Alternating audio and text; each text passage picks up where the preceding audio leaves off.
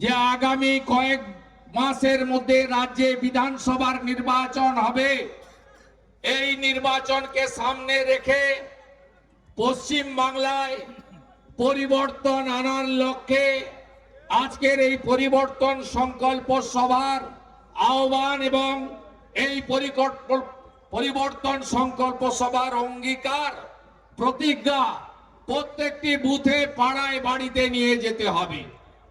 কেন নিয়ে যেতে হবে? তার কারণ আমি যখন ঢুকছিলাম রবীন্দ্রনাথ মাইতি বলছিলেন এই রাজ্যের বর্তমান যে সরকার 15 বছর ধরে রাজত্ব করেছে, এই সরকার আমাদের বাংলার গৌরবকে ধ্বংস করে দিয়েছে। বাংলাকে 15 বছর রাজত্ব করে 25 বছর পিছিয়ে দিয়েছে। তাই বাংলার হিত গৌরব ফিরিয়ে আনার লক্ষ্যে ভারতীয় জনতা পার্টিকে এখানে আনতে হবে। মোদিজির নেতৃত্বে এখানে একটি রাষ্ট্রবাদী সরকার প্রতিষ্ঠা করতে হবে। আপনারা জানেন 2021-এর বিধানসভা নির্বাচনের পরে লাগাতার যেভাবে সন্ত্রাস হয়েছে, যেভাবে গণতান্ত্রিক অধিকার কেড়ে নেওয়া হয়েছে, যেভাবে পুলিশকে দলদাসে পরিণত করা হয়েছে, এখনো এখানে আজকে আমার হাতে যে দিদিটি বোনেটি ত্রিশূল তুলে দিল, তার স্বামী নির্মল দাসকে এখানকার দলদাস মমতা পুলিশ জেলের ভিতরে আটকে রেখেছে। আপনাদের বলি, আপনারা আমাকে চেনেন। বুকবেড়িয়ায় 2001 সাল থেকে আমাকে আপনারা প্রত্যক্ষভাবে চেনেন।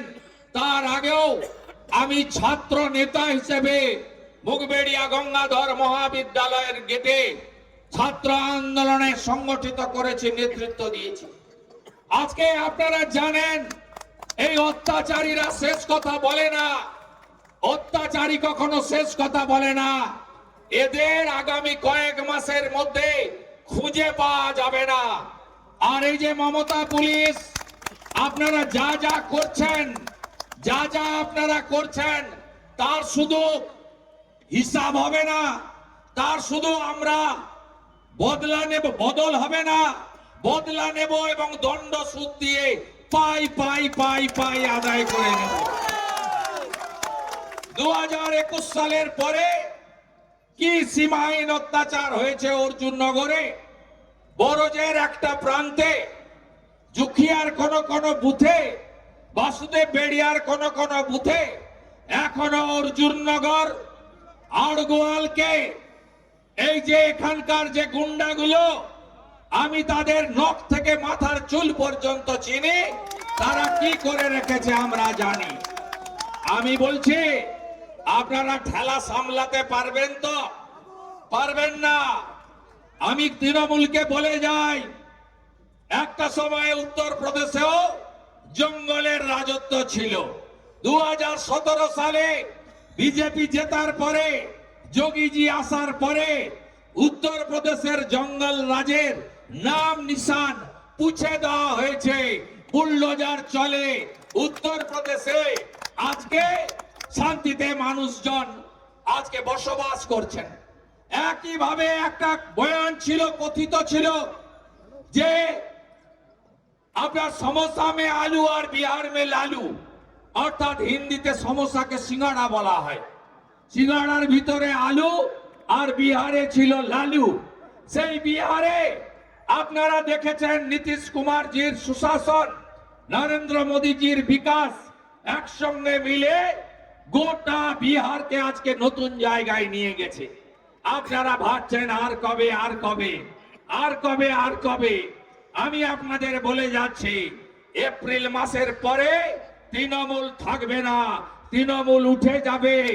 আর যে পুলিশরা তপন মিদ্যা থেকে নির্মল দাসকে মিথ্যা মামলায় আজকে জেলে রাখলো, আজকে আমাদের সুখদেব ভাইকে তফসিলি পঞ্চায়েত মেম্বার একাধিকবার জেল খাটালো, সব আমার মুখস্থ আছে, লিখে রাখতে হয় না। আমি এর সুদ আর আসল একসঙ্গে হিসাব তুলবো, নিশ্চিন্ত থাকতে পারেন। আমি আপনাদেরকে বলতে চাই, গত কয়েক মাসের মধ্যে যে নির্বাচনগুলো হলো কি দেখলেন আপনারা? লোকসভা নির্বাচনে 99টা সিট কংগ্রেস আর তৃণমূল কংগ্রেস 29টা সিট পাওয়ার পরে এমন ভাব করেছিল যেন দিল্লি তাদের দখল হয়ে গেছে। লোকসভা নির্বাচনের পরে প্রথম ভোট হলো হরিয়ানাতে। সব সার্ভে বলল কংগ্রেস আসছে, কংগ্রেস জিতছে। গণনা হলো, যোগীজি আওয়াজ তুললেন হরিয়ানাতে বাটেঙ্গে তো কাটেঙ্গে, ভাষার নামে, ধর্মের নামে, জাতের নামে বিভক্ত হবেন না, ঐক্যবদ্ধ হন, যদি ভাগ হবেন তাহলেই বিপদ। মোদিজি আওয়াজ তুললেন এক রেহেগে তো সেফ রেহেগে, অর্থাৎ এক থাকলে সুরক্ষিত থাকবেন। হরিয়ানা কা জিত হামারি হ্যায়। তারপরে মহারাষ্ট্র কা জিত বিজেপির হ্যায়। তারপরে দিল্লি দেখুন 27 বছর পরে ফ্রি ফ্রি ফ্রি ফ্রি আরেক ফেরেববাজ মমতা ব্যানার্জির মতো অরবিন্দ কেজরিওয়াল, জেল খাটা মুখ্যমন্ত্রী প্রাক্তন।